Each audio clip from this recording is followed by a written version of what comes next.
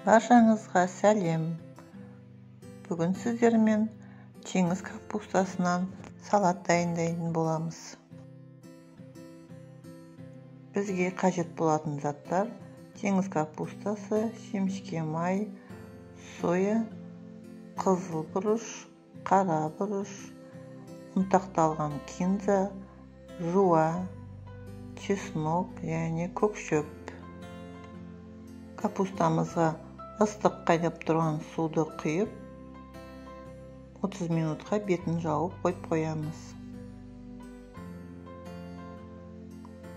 30 минуттан кейін капустамыз көлемі үлкейді. Ағып тұрған суда жақсылап жуып аламыз. Арасында құмдары болуы мүмкін. Дуршлактың үстіне салып, жақсылап 4-5 рет жуып аламыз.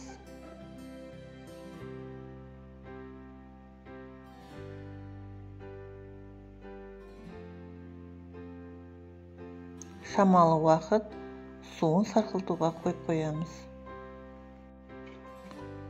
Жеуге ыңғайлы болуы үшін 6-7 см көлемінде капусталарымызды кесіп аламыз.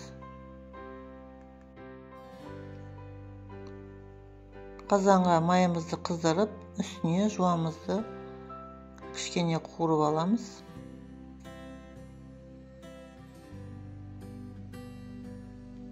Оның үстіне теңіз капустамызды салып, жай отта жарты сағаттай қуырамыз.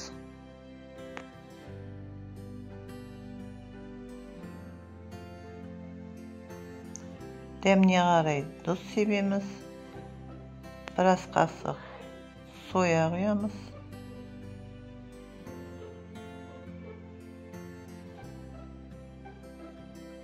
Қызыл бұрыш, қара бұрышымызды және кинзамызды салып, чесногымызды езіп саламыз. Көкшөбімізді турап салып, араластырып, қазанымыздың бетін жауып, отын сөндіріп қойып қоямыз. Салатымыз дайын, тоңазытқышта салқындатып аламыз.